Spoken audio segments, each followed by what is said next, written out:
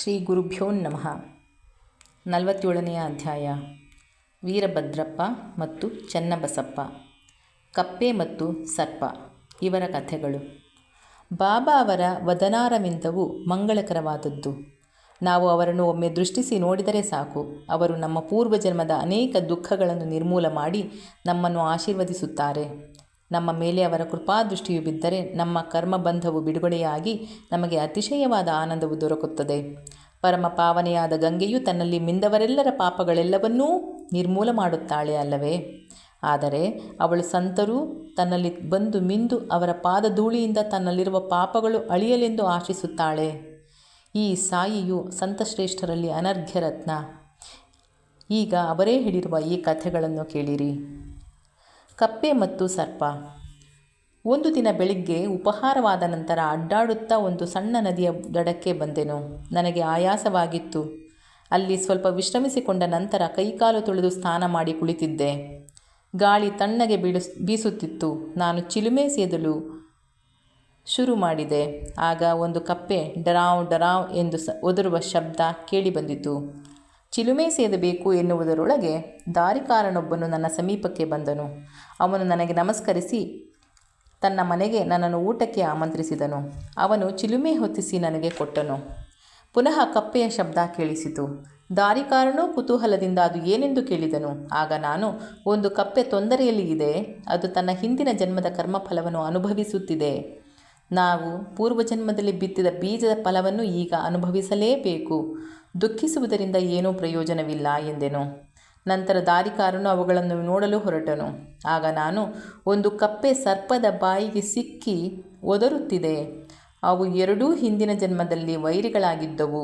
ಈಗ ಅವು ತಮ್ಮ ಕರ್ಮಫಲವನ್ನು ಅನುಭವಿಸುತ್ತಿವೆ ಎಂದೆನು. ಅವನು ಆ ಕಡೆಗೆ ಹೋಗಿ ನೋಡಲು ಒಂದು ಕಾಳಸರ್ಪವು ಒಂದು ದೊಡ್ಡ ಕಪ್ಪೆಯನ್ನು ಬಾಯಿಯಲ್ಲಿ ಹಿಡಿದಿದ್ದನ್ನು ಕಂಡನು. ಅವನು ಹಿಂತಿರುಗಿ ಇನ್ನು 10-12 ನಿಮಿಷಗಳಲ್ಲಿ ಸರ್ಪವು ಕಪ್ಪೆಯನ್ನು ನುಂಗಿಬಿಡುವುದೆಂದು ತಿಳಿಸಿದನು. ಅದಕ್ಕೆ ನಾನು, ಸಾಧ್ಯವಿಲ್ಲ. ಅದರ ಅಪ್ಪನಾದ ನಾನು ಇಲ್ಲಿ ಇರುವಾಗ ಸರ್ಪವು ಅದನ್ನು ನುಂಗಲು ಸಾಧ್ಯವೇ? ಹಾಗಾದರೆ ನಾನು ಇಲ್ಲಿ ಇರುವುದಾದರೂ ಏಕೆ? ಕಪ್ಪೆಯನ್ನು ಹೇಗೆ ರಕ್ಷಿಸುವೆನು ಎಂಬುದನ್ನು ನೋಡು ಎಂದನು. ಚಿಲುಮೆ ಎಳೆದ ನಂತರ ನಾವು ಆ ಸ್ಥಳಕ್ಕೆ ಧಾವಿಸಿದೆವು. ಅವನು ಸರ್ಪವು ನಮ್ಮ ಮೇಲೆ ಎರಗಿಬಿಡುವುದೋ ಎಂಬ ಭಯದಿಂದ ನನ್ನನ್ನು ಮುಂದೆ ಹೋಗದಂತೆ ತಡೆದನು. ಅದನ್ನು ಲೆಕ್ಕಿಸದೆ ನಾನು ಮುಂದೆ ಹೋಗಿ ಆ ಸರ್ಪವನ್ನು ಕುರಿತು, ವೀರಭದ್ರಪ್ಪ, ನಿನ್ನ ಶತ್ರುವಾದ ಬಸಪ್ಪನು ಕಪ್ಪೆಯಾಗಿ ಹುಟ್ಟಿದ ನಂತರವೂ ಪಶ್ಚಾತ್ತಾಪಗೊಂಡಿಲ್ಲವೇ? ನೀನು ಸಹ ಸರ್ಪವಾಗಿ ಹುಟ್ಟಿದ ನಂತರವೂ ನಿನ್ನ ದ್ವೇಷವನ್ನು ತ್ಯಜಿಸಿಲ್ಲವೇ? ನಾಚಿಕೆಯಿಂದ ನಿನ್ನ ದ್ವೇಷ ಬಿಟ್ಟು ಶಾಂತವಾಗಿರು ಎಂದೆನು. ಇದನ್ನು ಕೇಳಿದ ನಂತರ ಸರ್ಪವು ಕಪ್ಪೆಯನ್ನು ಬಿಟ್ಟು ನೀರಿನಲ್ಲಿ ಮುಳುಗಿ ಮಾಯವಾಯಿತು. ಕಪ್ಪೆಯು ಪೊದೆಯಲ್ಲಿ ಓಡಿ ಅಡಗಿತು. ದಾರಿಕಾರನಿಗೆ ಆಶ್ಚರ್ಯವಾಯಿತು. ಅವನು, ನಿಮ್ಮ ಮಾತುಗಳನ್ನು ಕೇಳಿದ ನಂತರ ಹೇಗೆ ಸರ್ಪವು ಕಪ್ಪೆಯನ್ನು ಬಿಟ್ಟಿತು? ವೀರಭದ್ರಪ್ಪ ಯಾರು? ಬಸಪ್ಪ ಯಾರು? ಅವರಿಬ್ಬರ ದ್ವೇಷಕ್ಕೆ ಕಾರಣವೇನು ಎಂದು ಕೇಳಿದನು. ಆಗ ನಾನು ಪುನಃ ಮರದ ನೆರಳಿಗೆ ಬಂದು ಅವನಿಗೆ ಚಿಲುಮೆ ಕೊಟ್ಟು ಆ ರಹಸ್ಯವನ್ನು ಹೇಳಿದೆನು. ನನ್ನ ಊರಿನಿಂದ 4-5 ಮೈಲಿಗಳ ದೂರದಲ್ಲಿ ಒಂದು ಮಹಾದೇವನ ದೇವಸ್ಥಾನವಿತ್ತು. ದೇವಸ್ಥಾನವು ಬಹಳ ಹಳೆಯದಾಗಿ ಬಿದ್ದು ಹೋಗಿತ್ತು. ಅಲ್ಲಿಯ ನಿವಾಸಿಗಳು ಆ ದೇವಾಲಯದ ಜೀರ್ಣೋದ್ಧಾರಕ್ಕಾಗಿ ಹಣ ಶೇಖರಿಸಿ ಅದರ ದುರಸ್ತಿ ಕಾರ್ಯವನ್ನು ಆರಂಭಿಸಿದರು. ಸ್ಥಳೀಯ ಶ್ರೀಮಂತನೊಬ್ಬನು ಕೋಶಾಧಿಕಾರಿಯನ್ನಾಗಿ ನೇಮಿಸಿ ಮೇಲ್ವಿಚಾರಣೆಯನ್ನು ಅವನಿಗೆ ವಹಿಸಲಾಯಿತು. ಅವನು ಲೆಕ್ಕಪತ್ರಗಳನ್ನು ಸರಿಯಾಗಿ ಇಡಬೇಕಿತ್ತು. ಆದರೆ ಅವನು ಬಹಳ ಕೃಪಣ. ದೇವಸ್ಥಾನ ದುರಸ್ತಿಗಾಗಿ ಸ್ವಲ್ಪ ಹಣ ವೆಚ್ಚ ಮಾಡಿದನು. ಕೆಲಸ ಮಾತ್ರ ಮುಂದುವರಿಸಲಿಲ್ಲ. ಹೀಗೆ ಎಲ್ಲ ಹಣವನ್ನು ವೆಚ್ಚ ಮಾಡಿದೆನೆಂದು ಹೇಳಿ ಸಾಕಷ್ಟು ಹಣವನ್ನು ಕಬಳಿಸಿದನು. ಮಾತಿನಲ್ಲಿ ಬಹಳ ಒರಟಾಗಿ ಕೆಲಸವು ನಡೆಯದಿದ್ದಕ್ಕೆ ಏನಾದರೂ ಕಾರಣ ಹೇಳಿ ಕಾಲವನ್ನು ಕಳೆಯುತ್ತಿದ್ದನು. ಜನರು ಅವನ ಹತ್ತಿರ ಹೋಗಿ ಅವನ ಸಹಾಯವಿಲ್ಲದೆ ದುರಸ್ತಿ ಕೆಲಸ ಶೀಘ್ರವಾಗಿ ಮುಗಿಯುವುದಿಲ್ಲ ಎಂದು ಹೇಳಿದರು. ಅವರು ಮತ್ತೊಂದು ಯೋಜನೆಯನ್ನು ತಯಾರಿಸಿ ಹಣವನ್ನು ಅವನಿಗೆ ಕೂಡಿಸಿ ಕಳುಹಿಸಿದರು. ಅವನು ಅದನ್ನೂ ಸಹ ತಿಂದು ಹಾಕಿದುದರಿಂದ ದೇವಾಲಯ ಸರಿಪಡಿಸುವ ಕೆಲಸ ನಡೆಯಲೇ ಇಲ್ಲ. ಇದಾದ ಕೆಲವು ದಿನಗಳ ನಂತರ ಮಹಾದೇವನು ತನ್ನ ಪತ್ನಿಯ ಕನಸಿನಲ್ಲಿ ಕಾಣಿಸಿಕೊಂಡು, ನೀನು ಹೋಗಿ ದೇವಾಲಯದ ಗೋಪುರದ ಕೆಲಸಕ್ಕೆ ಕೈ ಹಾಕು. ನೀನು ಖರ್ಚು ಮಾಡಿದುದಕ್ಕೆ 100 ಮಡಿಯಾಗಿ ನಾನು ಕೊಡುವೆನು ಎಂದು ಹೇಳಿದನು. ಅವಳು ತನ್ನ ಕನಸನ್ನು ಪತಿಗೆ ಹೇಳಿದಳು.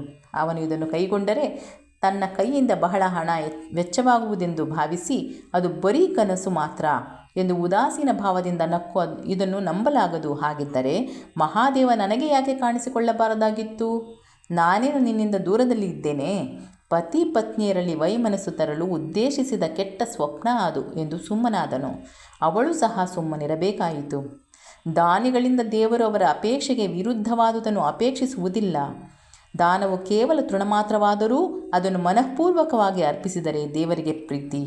ಕೆಲವು ದಿನಗಳ ನಂತರ ದೇವರು ಅವಳ ಸ್ವಪ್ನದಲ್ಲಿ ಮತ್ತೆ ಕಾಣಿಸಿಕೊಂಡು, ನಿನ್ನ ಪತಿಯನ್ನು ಕುರಿತು ಚಿಂತಿಸಬೇಡ, ಅವನ ಹಣದ ಅಗತ್ಯವಿಲ್ಲ, ನಿನಗೆ ಇಷ್ಟವಿದ್ದರೆ ನಿನ್ನ ಸ್ವಂತ ಹಣವನ್ನು ಖರ್ಚು ಮಾಡು ಎಂದು ಹೇಳಿ ಅಂತರ್ಧಾನನಾದನು.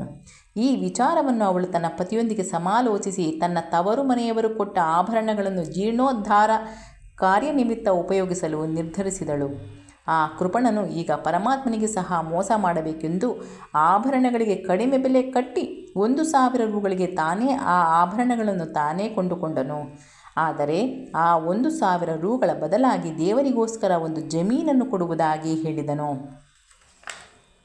ಅದಕ್ಕೆ ಪತ್ನಿ ಒಪ್ಪಿದಳು. ಆದರೆ ಆ ಜಮೀನು ಡುಬಕಿ ಎಂಬ ಹೆಸರಿನ ಮುದುಕಿ ಅವನಿಗೆ 2,000 ರೂಪಾಯಿಗಳಿಗೆ ಒತ್ತೆ ಹಾಕಿದ್ದು ಇತ್ತು. ಅದು ಫಲವತ್ತಾಗಿರಲಿಲ್ಲ. ಆ ಭೂಮಿಯನ್ನು ಪೂಜಾರಿಯು ವಶಕ್ಕೆ ಕೊಡಲಾಯಿತು. ಕೆಲವು ಕಾಲದ ನಂತರ ಆಶ್ಚರ್ಯಕರವಾದ ಸಂಗತಿ ನಡೆದು ಹೋಯಿತು.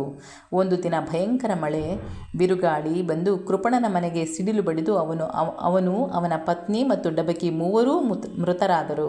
ಆ ಕೃಪಣನು ಮರುಜನ್ಮದಲ್ಲಿ ಮಥುರೆಯ ಬ್ರಾಹ್ಮಣ ವಂಶದಲ್ಲಿ ವೀರಭದ್ರಪ್ಪನಾಗಿ ಹುಟ್ಟಿದನು. ಅವನ ಹೆಂಡತಿಯು ದೇವಾಲಯದ ಪೂಜಾರಿಯ ಮಗಳಾಗಿಯೂ ಡುಬಕಿಯು ಚೆನ್ನಬಸಪ್ಪನಾಗಿಯೂ ಜನ್ಮ ತಾಳಿದರು. ಆ ದೇವಾಲಯದ ಅರ್ಚಕನು ತನ್ನ ಮಿತ್ರನಾಗಿದ್ದನು. ಅವನು ಆಗಾಗ್ಗೆ ನನ್ನ ಸಲಹೆ ಪಡೆಯುತ್ತಿದ್ದನು. ಅವನ ಪುತ್ರಿಯಾದ ಗೌರಿಯೂ ಸಹ ನನ್ನಲ್ಲಿ ಪ್ರೀತಿ ವಿಶ್ವಾಸ ಮತ್ತು ಗೌರವದಿಂದ ಇದ್ದಳು. ಹುಡುಗಿಯು ಪ್ರಾಪ್ತವಯಸ್ಕಳಾದಳು. ಅರ್ಚಕನಿಗೆ ಅವಳ ಮದುವೆ ನೆರವೇರಿಸುವಂತೆ ಚಿಂತೆ ಶುರುವಾಯಿತು. ವರನನ್ನು ಹುಡುಕ ಹತ್ತಿದನು. ಗೌರಿಯನ್ನು ವೀರಭದ್ರಪ್ಪನಿಗೆ ಕೊಟ್ಟು ವಿವಾಹ ಮಾಡಲಾಯಿತು. ವೀರಭದ್ರಪ್ಪನು ಮೊದಲು ನನ್ನಲ್ಲಿ ವಿಶ್ವಾಸ ಇಟ್ಟಿದ್ದನು. ಆದರೆ ಆ ಜನ್ಮದಲ್ಲಿಯೂ ಅವನಿಗೆ ಧನಲೋಭ ಬಹಳ ಇದ್ದಿತು. ಕಾಲ ಉರುಳಿತು. ಗೌರಿಯ ಅದೃಷ್ಟದಿಂದ ಭೂಮಿಗೆ ಅತಿ ಹೆಚ್ಚು ಬೆಲೆ ಬಂದಿತು. ಆ ಶುಷ್ಕ ಜಮೀನಿಗೆ 1,00,000 ರೂಪಾಯಿಗೆ ದೊರೆತವು. ಅವಳ ಆಭರಣದ ಬೆಲೆಯ 100ರಷ್ಟು. ಅರ್ಧ ಹಣವು ನಗದಾಗಿ ಬಂದಿತ್ತು. ಉಳಿದ ಅರ್ಧ ಹಣವು 25 ಕಂತುಗಳಲ್ಲಿ ಕೊಡುವಂತೆ ತೀರ್ಮಾನಿಸಲಾಯಿತು. ಆ ಹಣದ ವಿಷಯದಲ್ಲಿ ಕಲಹ ಹುಟ್ಟಿತು. ನನ್ನ ಹತ್ತಿರ ಪಂಚಾಯಿತಿಗೆ ಬಂದರು. ಆಗ ನಾನು ಆ ಜಮೀನು ದೇವರಿಗೆ ಸೇರಿದ್ದು, ಅದರ ಹಕ್ಕು ಪೂಜಾರಿಯದೆಂದೂ ಅದರ ಮಾಲೀಕರು ಗೌರಿ ಎಂದು ಅವಳ ಅನುಮತಿ ಇಲ್ಲದೆ ಒಂದು ಕಾಸು ಕೂಡ ಮುಟ್ಟಲು ಅವಳ ಗಂಡನಿಗೆ ಅಧಿಕಾರವಿಲ್ಲವೆಂದು ತೀರ್ಮಾನ ಕೊಟ್ಟೆನು. ಇದನ್ನು ಕೇಳಿದ ವೀರಭದ್ರಪ್ಪನು ನನ್ನ ಮೇಲೆ ಕೋಪಗೊಂಡು ಗೌರಿಯ ಹಕ್ಕನ್ನು ಅಲ್ಲಗೆಳೆದು ನಾನು ಹಣ ಪಡೆಯಲು ಇಚ್ಛಿಸಿರುವೆನೆಂದು ಆರೋಪಿಸಿದನು. ಅವನ ನುಡಿಗಳನ್ನು ಕೇಳಿ ದೇವರೇ ಎಂದು ಸ್ತಬ್ಧನಾದೆನು. ವೀರಭದ್ರಪ್ಪನು ಹೆಂಡತಿಯನ್ನು ತೆಗಳಿದನು.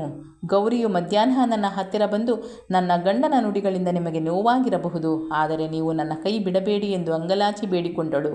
ಹೀಗೆ ಅವಳು ನನ್ನಲ್ಲಿ ಶರಣಾಗತಳಾದುದರಿಂದ ನಾನು 7 ಸಮುದ್ರಗಳನ್ನಾದರೂ ದಾಟಿ ಅವಳನ್ನು ರಕ್ಷಿಸುವೆನೆಂದು ಅಭಯ ಕೊಟ್ಟೆನು. ಅದೇ ದಿನ ರಾತ್ರಿಯ ದೇವರು ಗೌರಿಯ ಸ್ವಪ್ನದಲ್ಲಿ ಕಾಣಿಸಿಕೊಂಡು, ಧನವೆಲ್ಲವೂ ನಿನಗೆ ಸೇರಿದ್ದು, ಅದನ್ನು ಯಾರಿಗೂ ಕೊಡಬೇಡ. ಚೆನ್ನಬಸಪ್ಪನನ್ನು ಸಂಧಿಸಿ ಅವನೊಡನೆ ಆಲೋಚಿಸಿ ಸ್ವಲ್ಪ ಹಣವನ್ನು ದೇವಾಲಯಕ್ಕೆ ವಿನಿಯೋಗಿಸಿ ನಿನ್ನ ಸ್ವಂತ ಖರ್ಚಿಗೆ ಬೇಕಾದರೆ ಮಸೀದಿಯಲ್ಲಿರುವ ಬಾಬಾ ಅವರ ಸಲಹೆ ಪಡೆ ಎಂದು ಹೇಳಿ ಮಾಯವಾದನು. ಗೌರಿಯು ಇದನ್ನು ನನಗೆ ತಿಳಿಸಿದಳು. ನಾನು ಸರಿಯಾದ ಮಾರ್ಗದರ್ಶನ ನೀಡಿದೆ. ಅಸಲನ್ನು ನೀನೇ ಇಟ್ಟುಕೊಂಡು ಬಡ್ಡಿಯ ಅರ್ಧ ಭಾಗವನ್ನು ಚೆನ್ನಬಸಪ್ಪನಿಗೆ ಕೊಡು ಎಂದು ಹೇಳಿ ವೀರಭದ್ರಪ್ಪನಿಗೆ ಇದರಲ್ಲಿ ಲೇಷ ಮಾತ್ರವೂ ಹಕ್ಕಿಲ್ಲ ಎಂದೆನು. ಹೀಗೆ ಹೇಳುತ್ತಿರುವಾಗ ಚೆನ್ನಬಸಪ್ಪ ಮತ್ತು ವೀರಭದ್ರಪ್ಪ ಇಬ್ಬರೂ ಕಲಹ ಮಾಡುತ್ತಾ ನನ್ನ ಬಳಿಗೆ ಬಂದರು. ನಾನು ಅವರನ್ನು ಸಮಾಧಾನ ಮಾಡಲು ಯತ್ನಿಸಿ ಗೌರಿಯ ಕಂಡ ಸ್ವಪ್ನವನ್ನು ಅವರಿಗೆ ತಿಳಿಸಿದೆನು. ವೀರಭದ್ರಪ್ಪನು ಅತಿಕೋಪದಿಂದ ಚೆನ್ನಬಸಪ್ಪನನ್ನು ಕೊಲೆ ಮಾಡುವುದಾಗಿ ಹೆದರಿಸಿದನು. ಚೆನ್ನಬಸಪ್ಪ ಅಂಜುಬುರುಕ. ಅವನು ಬಂದು ನನ್ನ ಕಾಲುಗಳನ್ನು ಹಿಡಿದುಕೊಂಡನು. ಆಗ ನಾನು ಅವನನ್ನು ಕಾಪಾಡುತ್ತೇನೆ ಎಂದು ಭರವಸೆ ಕೊಟ್ಟೆನು. ಕೆಲವು ಕಾಲದ ನಂತರ ಚೆನ್ನಬಸಪ್ಪನು ಗತಿಸಿದನು. ಈಗ ಚೆನ್ನಬಸಪ್ಪನು ಕಪ್ಪೆಯಾಗಿಯೂ ವೀರಭದ್ರಪ್ಪನು ಸರ್ಪವಾಗಿಯೂ ಇರುತ್ತಾರೆ. ಚೆನ್ನಬಸಪ್ಪನ ಆರ್ತ ಧ್ವನಿಯನ್ನು ಕೇಳಿ ನನ್ನ ಮಾತುಗಳು ನೆನಪಾದವು. ಆದುದರಿಂದ ನಾನು ಬಂದು ಅವರನ್ನು ರಕ್ಷಿಸಿ ನನ್ನ ವಚನ ಪಾಲಿಸಿದೆನು. ಭಕ್ತರು ಅಪಾಯದಲ್ಲಿರುವಾಗ ದೇವರು ಅವರ ಕಡೆಗೆ ಹೋಗಿ ಅವರನ್ನು ಕಾಪಾಡುತ್ತಾನೆ. ನನ್ನನ್ನು ಇಲ್ಲಿಗೆ ಕಳುಹಿಸಿ ಕಪ್ಪೆಯನ್ನು ಅಂದರೆ ಚೆನ್ನಬಸಪ್ಪನನ್ನು ರಕ್ಷಿಸಿದನು. ಇದೆಲ್ಲ ಆ ಪರಮಾತ್ಮನ ಲೀಲೆ. ನೀತಿ: ಮನುಷ್ಯ ಮಾಡಿದ್ದನ್ನು ಅನುಭವಿಸಲೇಬೇಕು. ಅದರಿಂದ ತಪ್ಪಿಸಿಕೊಳ್ಳಲು ಸಾಧ್ಯವೇ ಇಲ್ಲ. ಹಣದ ಮೇಲಿನ ಆಶೆ ಅವನನ್ನು ಕೆಡಿಸುತ್ತದೆ. ಕೊನೆಗೆ ಅವನನ್ನು ನಾಶಗೊಳಿಸಿ ಇತರರನ್ನೂ ನಾಶ ಮಾಡುತ್ತದೆ. ಶ್ರೀ ಸಾಯಿ ಪ್ರಣಾಮ.